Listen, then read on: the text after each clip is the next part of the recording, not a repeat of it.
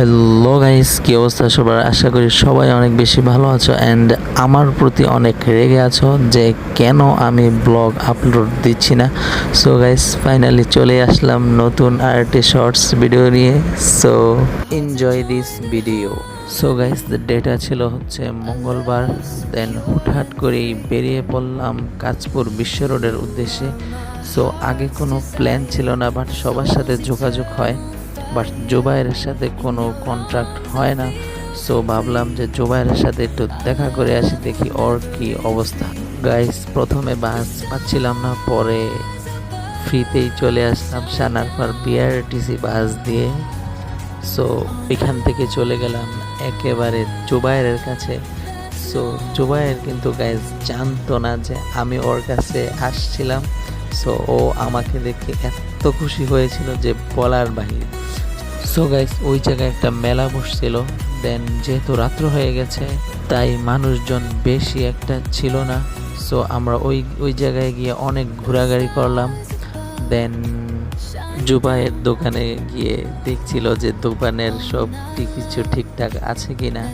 So ওইখান থেকে আমরা দেখলাম জিলাপি বানাচ্ছে। সো চট করে 250 জিলাপি নিয়ে নিলাম এবং আমরা একটা নাগরদোলায় বসলাম। মানে কোনো বসার জায়গা পাচ্ছিলাম না। সো নাগরদোলায় গিয়ে বসার পর মানে ওই জায়গায় গিয়ে অনেক মজা করে খাচ্ছিলাম জিলাপি। খাওয়ার সময় জিলাপির রস পাঞ্জাবিতে পড়ে গিয়েছিল। দেন আমি জুবাইরকে বললাম ইটস ওকে, কোনো প্যারা নাই। দেন গাইস, আমরা যেহেতু নাগরদোলায় বসছিলাম, সো আমাদের সামনে একটা ভাই আমাদেরকে জিজ্ঞেস করছিল যে আপনারা নাগরদোলায় উঠবেন নাকি। সো আমরা না করে দিলাম।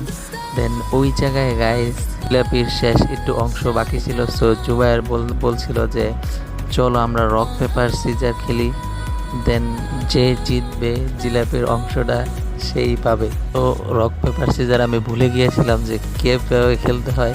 সো আমি জুবাইরকে জিজ্ঞেস করলাম যে তুমি আমাকে একটু বলো কিভাবে খেলতে হয়। সো জুবাইর আমাকে বললো যে এভাবে এভাবে। আমি বললাম আচ্ছা তো ঠিক আছে।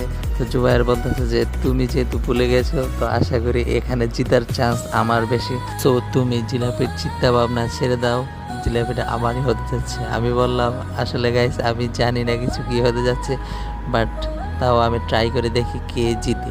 সো গেমটা শুরু করে দিলাম, আর শুরু করতে না করতে আমি জিতে গেলাম গাইস। জুবাইর তো পুরাই কট।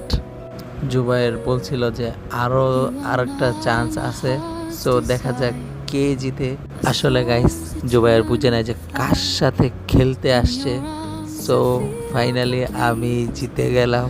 ও গাইস, জুবাইরের তো মাথায় হাত। ওই বুঝতেও পারছিল না যে কি